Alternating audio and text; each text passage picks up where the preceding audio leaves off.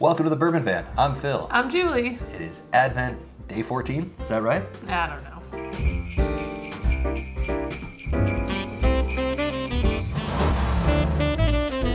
Grumble, grumble, grumble, grumble. I'm a bit envious. Of my matchup? Yeah. Or just me in general? No, just your matchup. Oh, okay. All right. I don't know what I'm doing here with this Sagamore Spirit on the left-hand side. It's a changeling.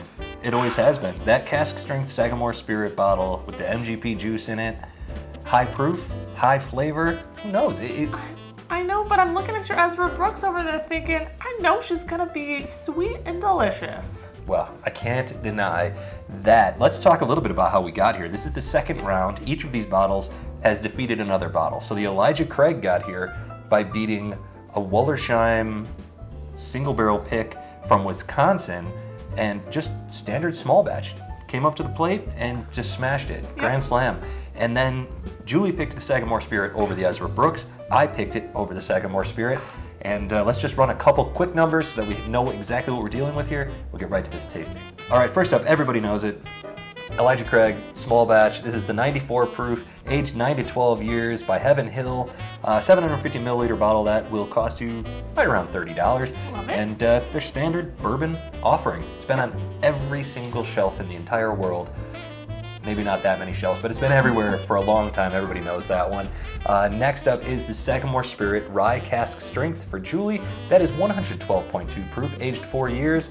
It is an $80 bottle. And as we said, sourced from MGP. We do think, I'm not totally sure, but I think that they have some of their own juice now that they're using for things, but that one there is an MGP bottle. It might have been the price that squeaked that one through. I needed to wring out all I could get from her. You needed, yeah, absolutely. It makes a lot of sense. Yeah, we needed to use it for at least one more video to get our money's worth.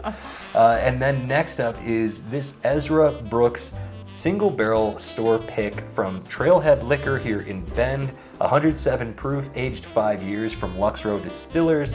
$36 for this bottle. I want to just point out that I peeked ahead at some of the upcoming competitions, and the bottles in the next few days that go up against each other, to know that Sagamore Spirit could go forward and one of those aren't is very sad to me. I completely agree. Yeah, the way that the random chooser put these things together, some good bottles got eliminated in the first round. And I mean, that's a good bottle though. It is a good bottle, and I'm giving her a hard time. And I did pick it because she was delicious. I'm just a little sad about it. This one's very cinnamony. I'd agree. There's a spice there, but nice bourbon notes. It's interesting. Vanilla, caramel, oak. Class 2 is very pleasant. They're both very sweet. This is interesting. I thought maybe I would be able to pick it out right away. Well, you're drinking a massive rye versus a very small bourbon, and I'm drinking two sort of similar bourbons here. The Elijah Craig is aged 9 to 12 years here. It is actually the oldest of the bunch. So this is going to be interesting to see where we wind up. Yeah, let's do this. Cheers. Pretty solid bourbon flavors there, but this had a little spicy back end to her. Ooh, how about that? Yeah. There's a little bit of fruit there, some spice. Not a ton beyond that right off the bat. I'm gonna take one more sip of glass 1 before I move on. Great. I am not sure what to make of this yet. I'm gonna have to see what glass 2 brings, but I am getting a little rye spice on my glass 1 right now. Yeah. There is something about it that's just, I don't know if it's really peppery, but a little like a sweet, like almost like a peppercorn pepper tickling in there. Oh, a tickle, that's nice. Yeah. And I'm not getting any rye on mine. Oh, perfect. So I'm gonna go ahead and move on to glass number 2. Ooh, yeah. Ooh, yummy. Wow, my glass number 2 is pretty thin. The flavors that are there are really nice. There's no like punctuation mark for any of them. Yeah. But it's pretty a pleasant sweet. Ellipsis. Because you're waiting for something else to happen. And it's not coming. Right. Which is fine. To be expected. Yeah. Lovely bourbon flavors. Very light, though. There's no dark, I mean, it's light sugars and a light caramel, some light vanilla. The finish is light. Are you getting where I'm going here? But it's very delicious. There's nothing offensive about glass number 2. Not to like about it. It's great. Yeah. That's good whiskey. Oh, I'm getting kind of that funky nose on glass number 1 now. Yeah. I think I can guess where this one's gonna go. And I'm just hoping that it doesn't taste like the nose is leading. Oh boy, Yeah. okay. And I'm getting some huge aroma notes here on glass number 1 now. Little nuttiness. So there's some zing here though. It is, I think I might have said this about this whiskey before, lively, very flavorful. I wanna hate Sagamore Spirit, because I literally have given it such a hard time this last year. Yeah. And maybe that's a growth thing that's happening right now. Maybe. It is quite flavorful and quite good. Well, the holidays are a time for forgiveness and coming together. So maybe that's it. Maybe it's just you and Sagamore Spirit finding your way back to one another at this very warm and lovely time of year.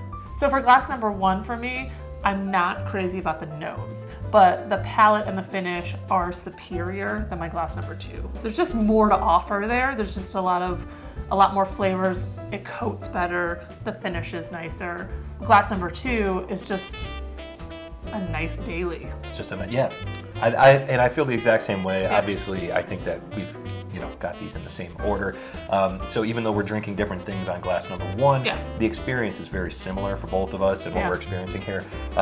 The glass number 1 for me, just boatloads of flavor, richness, it coats beautifully. There's nothing astringent or harsh about it in any way. So that it sounds like I'm just saying, I'm gonna choose the smoothest one. Not exactly the case, because glass 2, the smoothest thing on the table for me. So, and probably for you too, I would have to guess. But glass 1 bringing so much flavor and excitement here. This one was really over before it started. It's glass 1 for me. I'm choosing it. I like my glass number 2, but for this competition, I want something that packs a bit of a punch, and that's my glass number 1. Yep, I completely agree.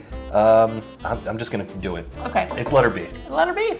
And letter B for you is Sagamore Spirit Cask Strength Rye. For me, it's Ezra Brooks Single Barrel from Trailhead here in Bend. Join us tomorrow night for a live stream at 8 o'clock Eastern Time, 5 o'clock Pacific Time. It's day 15 of the tournament. We will have Jack Daniel's Single Barrel Rye Whiskey for me, Very Old Barton 100 Proof for you, going up against Frey Ranch Bourbon. In addition, because we just have a single matchup, we'll be pulling something special off of the shelf for a first ever cork pop on something. We'll pick something good, and we hope that you can make it to that. So thank you, as always, for following along. We hope your bracket is doing well. If you're not following us on Instagram, you should check us out at the Bourbon Van. Join us on Patreon for as little as $3 a month. I'm talking really, really quickly because from wherever we are to wherever you are. Cheers. Cheers.